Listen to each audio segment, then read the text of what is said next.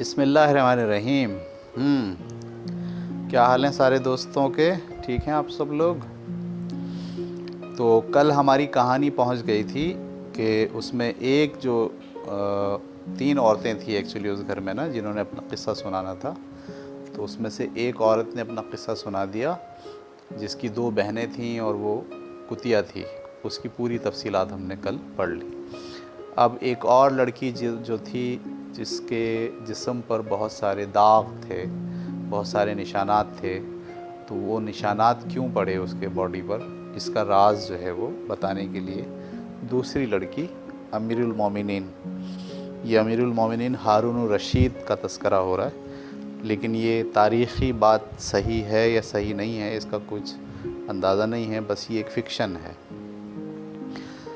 تو دوسری لڑکی نے اپنی کہانی سناتے ہوئے کہا، اے امیر المومنین، جب میرا باپ فوت ہوا، آپ کو یاد ہے نا کہ یہ ساری بہنیں جو ہے وہ والد تو ان کے ایک ہی تھے، لیکن والدہ ان کی 2 تھیں۔ تو ایک والدہ سے تھیں، اور اب یہ جو 2 بہنیں ہیں یہ ایک والد سے ہیں، ایک والدہ سے ہیں۔ تو جب میرا باپ فوت ہوا تو اس نے بہت سا مال ترکے میں چھوڑا۔ اس کے مرنے کے کچھ مدت کے بعد میں نے ایک شخص سے نکاح کر لیا، اور اپنے زمانے میں وہ شخص بہت نیک بخت تھا۔ 1 سال زندہ رہ کر وہ بھی انتقال کر گیا، اور مجھے 80 دینار سونے کے میراث میں ملے، اور شرع کے موافق یہی میرا حصہ تھا۔ چلیں جناب، میں نے 10 جوڑے کپڑے بنوائے تھے، جن میں سے ہر جوڑے کی قیمت 1000 دینار تھی۔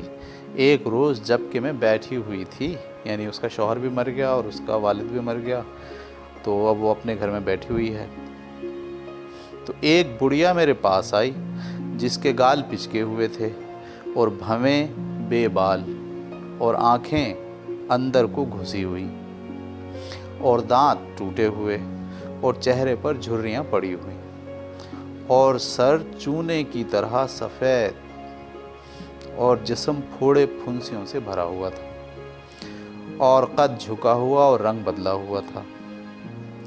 جب بڑھیا اندر آئی تو اس نے سلام کیا اور میرے سامنے زمین کو بوسہ دیا، یعنی احترام میں، اور مجھ سے کہنے لگی کہ میری ایک لڑکی یتیم ہے، اور آج رات کو میں اس کا نکاح اور منہ دکھائی کی رسم ادا کر رہی ہوں۔ ہم لوگ اس شہر میں پردیسی ہیں اور کسی کو نہیں جانتے، اس وجہ سے ہم بہت دل شکستہ ہیں۔ اگر تم اس کی منہ دکھائی میں شامل ہو جاؤ تو تمہیں بڑا اجر و ثواب ہو، اور تمہیں دیکھ کر شہر کی شریف زادیاں بھی میری محفل میں آ جائیں گی، اور لڑکی کی دل جمعی ہوگی، کیونکہ اس کا بھی دل بہت چھوٹا ہو رہا ہے، اور سوائے خدا کے اس کا کوئی نہیں۔ یہ کہہ کر وہ رونے لگی اور میرے پاؤں پڑنے لگی۔ مجھے اس پر رحم اور ترس آیا، اور میں نے اسے کہا، بصر و چشم۔ پھر میں نے کہا کہ اگر خدا نے چاہا تو میں اس کے ساتھ کچھ اچھا سلوک بھی کروں گی، اور میں اس کی منہ دکھائی کی رسم اپنے کپڑے اور زیور دے کر ادا کروں گی۔ بڑھیا خوش ہو گئی اور کہنے لگی کہ خدا تجھے نیک بدلہ دے، لیکن اے میری مالکہ، ابھی سے تکلیف برداشت مت کر، عشاء کے وقت تیار رہنا، میں تجھے آ کر لے جاؤں گی۔ یہ کہہ کر اس نے میرے ہاتھ چومے اور چلی گئی۔ اب میں اٹھی اور نہا دھو کر کپڑے بدلے اور سنگار کیا۔ بڑھیا آئی اور کہنے لگی کہ اے مالکہ، سب لوگ آ گئے ہیں، اور میں نے سب سے تیرے آنے کا ذکر بھی کر دیا ہے۔ وہ سب کے سب خوش ہیں اور تیرا انتظار کر رہے ہیں، اور تیری تشریف آوری کی راہ دیکھ رہے ہیں۔ میں نے اپنا عبایا پہن کر اٹھ کھڑی ہوئی، اور اپنی کنیزوں کو ساتھ لے کر چل کھڑی ہوئی۔ چلتے چلتے میں ایک گلی میں پہنچی جہاں جھاڑو دی گئی تھی، پانی چھڑکا ہوا تھا، اور وہاں ٹھنڈی ٹھنڈی ہوائیں چل رہی تھیں، اور نہایت صفائی اور ستھرائی ہوئی بھی تھی۔ اب ہم ایک دروازے کی طرف بڑھے جس کے اوپر ایک مضبوط سنگ مرمر کا گنبد تھا، اور جس کے آگے محل کا دروازہ تھا جو زمین سے لے کر بادلوں تک بلند تھا۔ اب تو میں حیران ہوئی کہ یہ بڑھیا تو مجھے اپنے گھر لے کر جا رہی تھی، یہ مجھے کہاں لے آئی؟ جب ہم دروازے پر پہنچے تو بڑھیا نے دستک دی اور دروازہ کھلا اور ہم اندر گئے۔ ہم نے دیکھا کہ قالین بچھا ہوا ہے اور جلتی ہوئی قندیلیں لٹکی ہوئی ہیں اور شمع دانوں میں جواہرات اور قیمتی معدنیات پروئے ہوئے ہیں۔ ڈیوڑی سے چل کر ایک بے مثل دالان میں داخل ہوئے جس میں ریشم کا فرش بچھا ہوا تھا اور جلتی ہوئی قندیلیں لٹک رہی تھیں اور جھاڑ اور فانوس کی 2 صفیں تھیں، اور دالان کے صدر میں صنوبر کا ایک تخت تھا جس میں موتی اور جواہرات جڑے ہوئے تھے اور جس کے اوپر اطلس کا ایک شامیانہ تھا۔ ٹھیک ہے، یہ سنہری رنگ کا کپڑا ہوتا ہے، سونے کے تار جس میں چلتے ہیں اسے کہتے ہیں اطلس۔ ہم ان چیزوں میں مہو تھے کہ شامیانے کے نیچے سے ایک لڑکی نکلی۔ جب میں نے اسے دیکھا تو اے امیر المومنین 14ویں رات کے چاند سے زیادہ خوبصورت تھی اور اس کا چہرہ چمکتی ہوئی صبح سے زیادہ روشن تھا۔ لڑکی شامیانے سے نیچے آئی اور کہنے لگی، مرحبا، اہلاً و سہلاً، اے عزیز اور عالی قدر بہن، 1000 بار مرحبا۔ پھر وہ بیٹھ گئی اور کہنے لگی، بہن، میرا ایک بھائی ہے جس نے تجھے بعض تماشوں اور عید کے دنوں میں آتے جاتے دیکھا ہے، اور وہ جوان ہے اور مجھ سے بھی زیادہ خوبصورت ہے۔ وہ دل و جان سے تجھ پر عاشق ہے کیونکہ تیرا حسن و جمال لاجواب ہے، اور اس نے یہ بھی سنا ہے کہ تو اپنی قوم کی سردار ہے اور وہ بھی دراصل اپنی قوم کا سردار ہے۔ اس کا ارادہ ہے کہ وہ تجھ سے رشتہ قائم کرے، اور مجھے تجھ سے ملانے کا یہ سب ہیلا تھا۔ اچھا ٹھیک ہے، شادی وادی کوئی نہیں ہو رہی، صرف بہانے سے اس لڑکی کو بلایا گیا ہے۔ وہ تجھ سے اللہ اور اس کے رسول کی سنت کے موافق نکاح کرنا چاہتا ہے۔ جب میں نے اس کی باتیں سنی اور دیکھا کہ میرا دل مکان پر آ چکا ہے تو میں نے لڑکی سے کہا کہ بصر و چشم۔ وہ خوش ہو گئی اور اس نے تالی بجائی اور ایک دروازہ کھلا، اس میں سے ایک جوان نکلا جو جوانی میں چور تھا اور عمدہ لباس پہنے ہوئے تھا، اور قد اور جسم کے اعتدال اور حسن و جمال اور خوبصورتی میں یکتا تھا۔ اس کا انداز دلکش اور بھویں کمان کی طرح تھی، اور اس کی آنکھیں دلوں پر حلال جادو چلاتی تھیں۔ معاف کیجیے گا۔ جب میں نے اسے دیکھا تو میرا دل بھی اس پر آ گیا اور اس کی محبت میرے دل میں سما گئی۔ وہ میرے پاس آ کر بیٹھ گیا اور 1 پہر تک میں اس کے ساتھ باتیں کرتی رہیں۔ اب اس لڑکی نے دوبارہ تالی بجائی اور نعمت خانے کا دروازہ کھلا۔ ٹھیک ہے، اس میں سے ایک قاضی اور 4 گواہ نکلے اور سلام کر کے بیٹھ گئے۔ میں نے جوان کے ساتھ نکاح کا معاہدہ لکھا اور وہ لوگ چلے گئے۔ اب جوان نے میری طرف مخاطب ہو کر کہا، یہ کیسی مبارک راہ ہے؟ پھر کہا کہ اے میری مالکہ، میں تیرے ساتھ ایک شرط کرنا چاہتا ہوں۔ میں نے کہا کہ اے میرے مالک، وہ شرط کیا ہے؟ وہ اٹھا اور قرآن لے آیا اور کہنے لگا کہ حلف اٹھا کہ تو میرے سوا کسی اور پر نظر نہ ڈالے گی، یعنی کسی اور کے ساتھ محبت نہیں کرے گی اور اس کی طرف مائل نہ ہوگی۔ میں نے اس بات کا حلف اٹھا لیا۔ اس کے بعد وہ جوان ہمارے پاس آیا اور پھر ہمارا نکاح ہو گیا۔ میں اس گھر میں رہنا شروع کر دیا۔ 1 مہینے کے بعد میں نے اس سے اجازت چاہی ایک دن کہ بازار جا کر کچھ کپڑے خرید لاؤں۔ اس نے مجھے اجازت دے دی۔ میں نے اپنی عبایا پہنی اور وہی بڑھیا اور ایک لونڈی کو اپنے ساتھ لیا۔ بازار پہنچ کر میں ایک نوجوان دکاندار کی دکان میں جا کر بیٹھی جو بڑھیا کا واقف کار تھا۔ بڑھیا نے مجھ سے کہا کہ اس لڑکے کا باپ مر چکا ہے اور اس کے لیے بہت بڑی میراث چھوڑی ہے۔ اس کے پاس بہت سا مال ہے، جو کچھ تو چاہے گی وہ اسی دکان سے تجھے مل جائے گا۔ بازار بھر میں اس کے کپڑوں سے اچھے کپڑے تجھے اور کہیں نہ ملیں گے۔ پھر بڑھیا نے دکاندار سے کہا کہ اس نوجوان لڑکی کے لیے بہترین کپڑے نکال۔ اس نے کہا بصر و چشم۔ بڑھیا نے اس کا شکریہ ادا کیا، مگر میں نے کہا کہ ہم تیرے شکریہ کی ضرورت نہیں۔ کیونکہ ہمارا مقصد یہ ہے کہ ہم ضرورت کی چیزیں اس سے لے کر اپنے گھر واپس جائیں۔ جو کچھ ہم چاہتے تھے وہ نکال دیا اس نے، اور ہم نے اس سے کے لیے دام نکالے، لیکن اس نے دام لینے سے انکار کر دیا اور کہا کہ آپ لوگ آج کے دن میرے مہمان ہیں۔ بڑھیا نے کہا اگر تو دام نہیں لیتا تو ہم تیرے کپڑے تجھے واپس کیے دیتے ہیں۔ اس نے کہا خدا کی قسم میں تجھ سے کچھ نہ لوں گا، اور تمام چیزیں ایک پیار کے بدلے مفت نظر ہیں۔ اس زمانے میں جو ہے نا اس طرح کی چیزیں بہت عام تھیں، آج کل تو ایسی چیزیں ممکن نہیں ہیں، ٹھیک ہے؟ کیونکہ ایک بوسہ میری دکان کے سارے مال سے زیادہ قیمتی ہے۔ یہ شرط اس نے لگا دی کہ بھئی یہ مال تو میں دوں گا لیکن اس کی قیمت ہوگی ایک کس۔ ٹھیک ہے، اچھا جی۔ بڑھیا نے کہا کہ ایک بوسے سے تجھے کیا مل جائے گا؟ پھر وہ مجھ سے کہنے لگی، بڑھیا کہہ رہی ہے، اے بیٹی تو نے سنا یہ جوان کیا کہتا ہے؟ چل اگر اس نے تیرا ایک بوسہ لے ہی لیا تو تیرا کیا بگڑ جائے گا، اور اس کے بدلے جو تیرا جی چاہے لے لے۔ میں نے جواب دیا کہ کیا تو نہیں جانتی کہ میں نے حلف اٹھایا ہے؟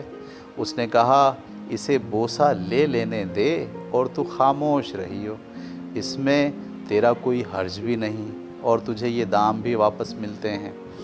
وہ اس بات کو ایسے اچھے پیرائے میں بیان کرتی رہی، یعنی وہ مجھے راضی کرتی رہی کہ بالآخر میں راضی ہو گئی، اور میں نے آنکھیں بند کر لیں اور اپنی عبایا لے کر راہگیروں کی طرف سے اوٹ کر لی، اور اپنا منہ عبایا کے اندر عبایا کے اندر میرے رخسار تک لایا۔ رخسار کہتے ہیں گالوں کو۔ جب اس نے میرا بوسہ لیا تو اتنی دور سے کاٹا کہ میرے رخسار سے ایک ٹکڑا گوشت کا جدا ہو گیا،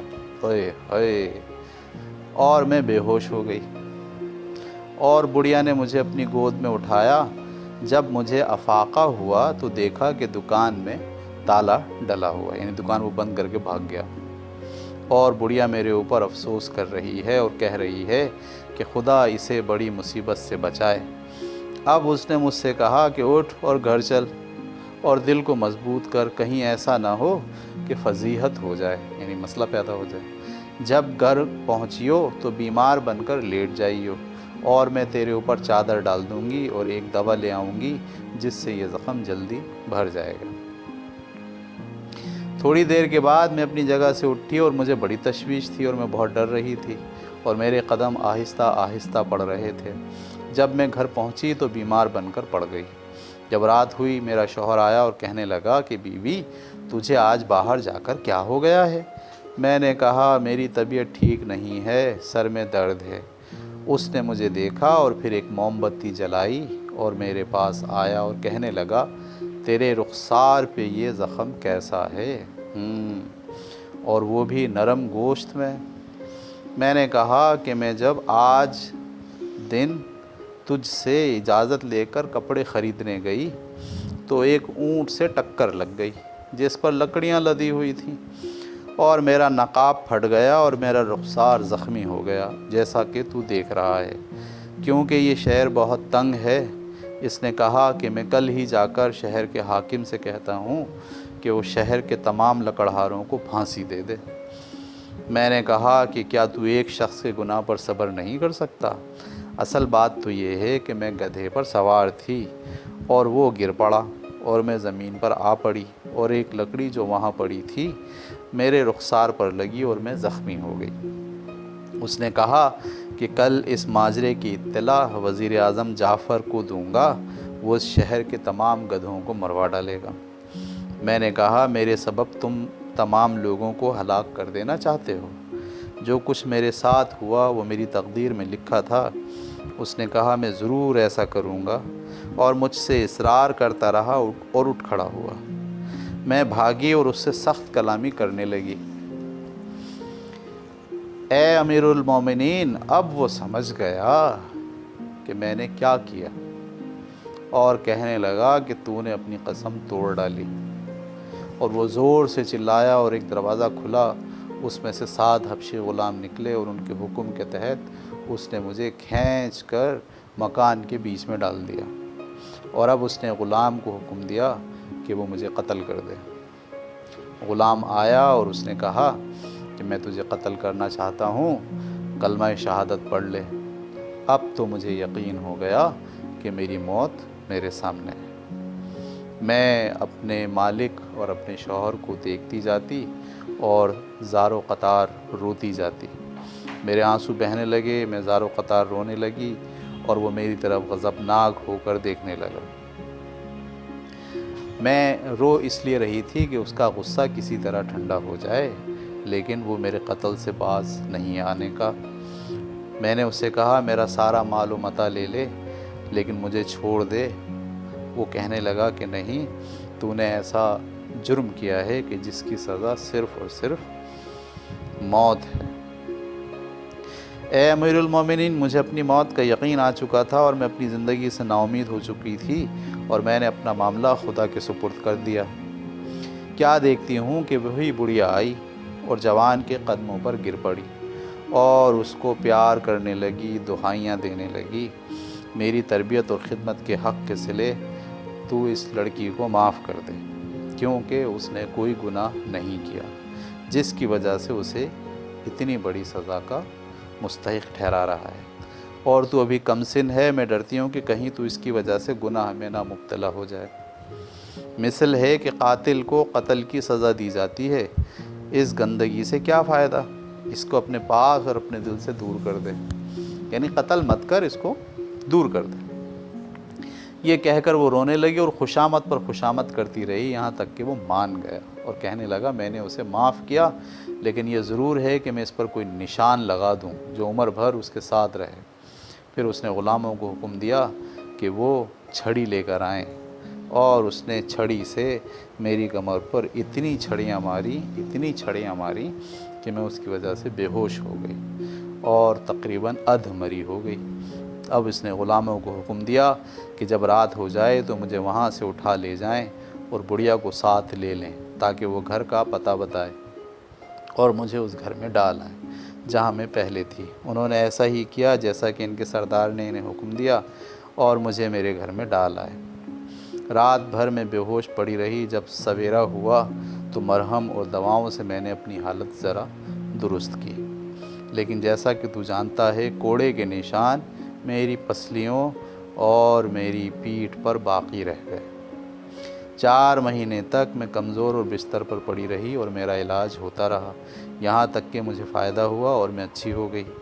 اب میں پھر اس مکان کی طرف گئی جہاں میرے ساتھ یہ ساری واردات ہوئی تھی، اور دیکھا کہ وہ مکان کھنڈر ہو گیا ہے اور گلی کی گلی مسمار پڑی ہے، اور وہ مکان مٹی کا ڈھیر ہو کر رہ گیا، لیکن مجھے یہ نہ معلوم ہو سکا کہ اس کی وجہ کیا ہے۔ پھر میں وہاں سے چلی اور اپنی سوتیلی بہن کے پاس گئی اور دیکھا کہ اس کے ساتھ یہ دونوں کالی کتیاں ہیں۔ میں نے اسے سلام کیا اور اپنی حالت اور ساری داستان سنائی۔ اس نے کہا بہن، زمانے کی گردش سے کون بچا ہے، لیکن خدا کا شکر ہے کہ تو صحیح سلامت ہے۔ اس کے بعد اس نے اپنی داستان سنائی اور اپنا ماجرا بیان کیا جو اس کی بہنوں کے ساتھ پیش آیا تھا۔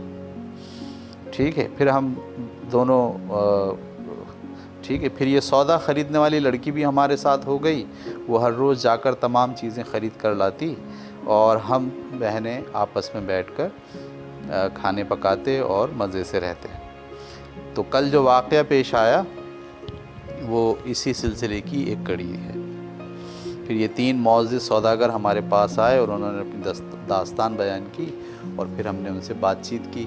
ٹھیک ہے، یہ سب باتیں ہم نے ان کے ساتھ ایک شرط کی تھی کہ جو انہوں نے توڑ ڈالی، ہم نے انہیں عہد شکنی کی سزا دی اور ان سے کہا کہ اپنی اپنی داستانیں بیان کرو۔ جب انہوں نے اپنی اپنی حکایتیں اور ماجرے بیان کیے تو ہم نے انہیں معاف کر دیا۔ یہ سب تو ہم نے پچھلی کہانی میں پڑھ لیا تھا۔ ٹھیک ہے، اچھا جی، تو پھر اس نے پہلی لڑکی کی طرح مخاطب ہو کر کہا کہ تجھے کچھ معلوم ہے کہ وہ دیونی کہاں ہے؟ اب جو خلیفہ ہے وہ پہلی لڑکی سے خطاب کرتے ہوئے کہہ رہا ہے کہ بھائی وہ بتاؤ، وہ جو دیونی تھی، یعنی وہ جو جنی تھی جس نے ان دونوں تیری بہنوں کو جو ہے وہ کتیا میں تبدیل کیا ہے وہ کہاں ہے؟ تو اس نے جواب دیا کہ اے امیر المومنین، اس نے مجھے اپنے کچھ بال دیے ہیں اور کہا ہے کہ جب تو مجھے بلانا چاہے تو ان بالوں میں سے ایک بال لا کر جلائیو، میں فوراً آ جاؤں گی۔ خلیفہ نے کہا کہ مجھے وہ بال دے۔ لڑکی نے اسے بال دیے اور خلیفہ نے لے کر انہیں جلایا۔ جب اس کی بو پھیلی تو محل ہلنے لگا اور بجلی کی کڑک اور لوہوں کے ٹکرانے کی سی آوازیں آئیں اور دیونی آ پہنچی۔ چونکہ وہ اسلام لا چکی تھی، اس نے کہا السلام علیکم اے خدا کے جانشین، خلیفہ سے مخاطب ہے۔ اس نے کہا وعلیکم السلام۔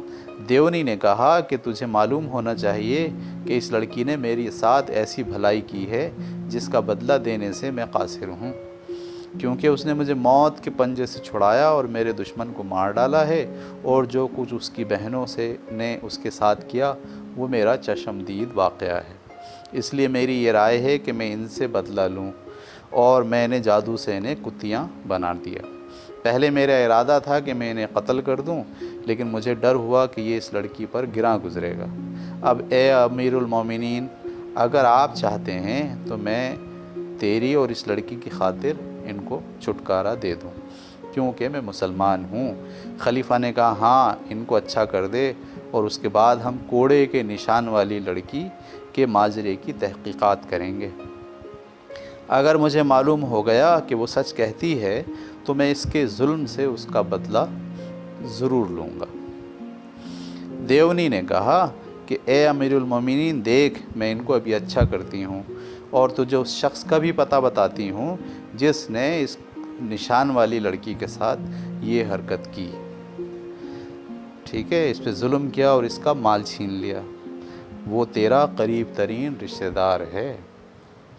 اس کے بعد دیونی نے ایک پیالہ پانی لیا اور اس پر کچھ پھونکا اور کچھ ایسے الفاظ کہے جو کسی کی سمجھ میں نہ آئے، اور وہ پانی دونوں کتیوں پر چھڑک دیا اور کہنے لگی کہ اپنی اصل انسانی صورت پر آ جاؤ، اور وہ اپنی پرانی صورت پر آ گئیں۔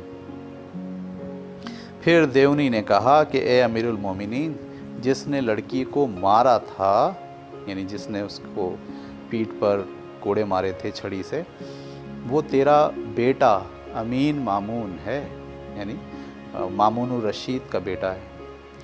اس نے اس لڑکی کے حسن و جمال کی تعریف سنی تھی اور چالاکی سے اسے بلوایا اور حلال طریقے سے اس سے نکاح کیا۔ اس لڑکی کے مارنے میں اس پر کوئی جرم عائد نہیں ہوتا، کیونکہ اس نے اس سے شرط کرائی تھی اور بڑی بڑی قسمیں کھلائی تھیں کہ اس سے کوئی ایسا فعل سرزد نہ ہو، لیکن اس نے قسم توڑ ڈالی۔ اس پر اس نے لڑکی کو قتل کرنے کا ارادہ کیا، لیکن خدا سے ڈر کر چھوڑ دیا اور محض کوڑے مارنے پر اکتفا کیا اور اسے اس کے گھر بھیج دیا۔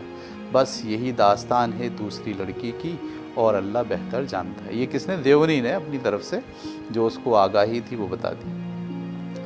جب خلیفہ نے دیونی کی یہ باتیں سنی اور لڑکی کی مار کا اسے علم ہو گیا تو بڑے اچنبھے میں آ گیا اور کہنے لگا کہ پاک ہے ذات خدا کی جو بزرگ اور عالی شان ہے، جس نے میرے اوپر یہ احسان کیا ہے اور دونوں لڑکیوں کو جادو اور تکلیف سے نجات دی ہے، اور اس لڑکی کی داستان سے مجھے مطلع کیا ہے۔ خدا کی قسم کہ میں ایسا کام کروں گا جو میرے بعد تاریخ میں لکھا جائے گا۔ پھر اس نے اپنے بیٹے امین کو اپنے پاس بلایا اور اس سے دوسری لڑکی کا ماجرا پوچھا۔ اس نے سب کچھ سچ سچ بتا دیا۔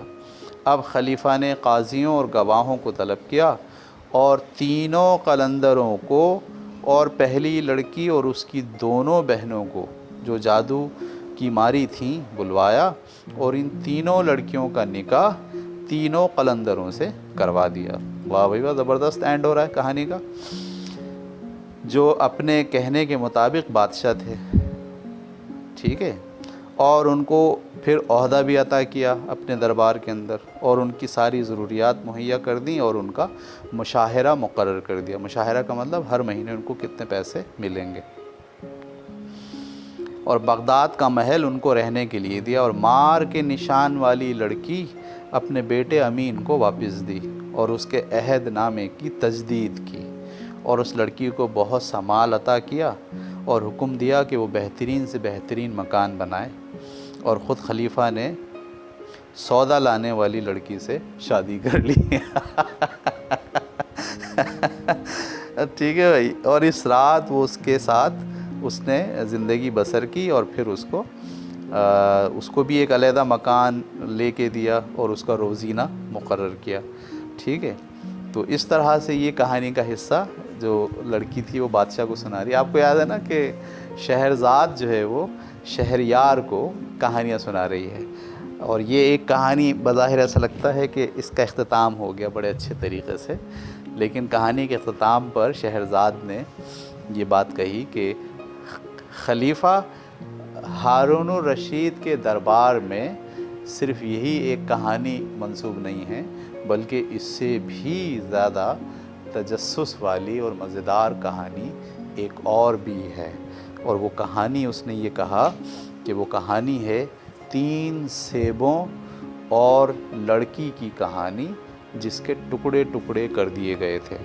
صحیح، یعنی ابھی اس نے کہانی ختم کی، لیکن کہانی ختم کر کے یہ بات بھی اس نے کہہ دی بادشاہ کے سامنے کہ ابھی ہارون الرشید کے اس دربار سے متعلقہ ایک بہت ہی عجیب و غریب کہانی ہے، جس کا موضوع کیا ہے؟ جس کا موضوع ہے 3 سیبوں اور اس لڑکی کی کہانی جس کے ٹکڑے ٹکڑے کر دیے گئے تھے۔ تو بادشاہ نے کہا کہ اچھا، اب ہم یہ کہانی کل سنیں گے۔ ٹھیک ہے، ہم بھی یہ کہانی اب کل سنیں گے۔ ٹھیک ہے، اللہ حافظ، اپنا خیال رکھیے۔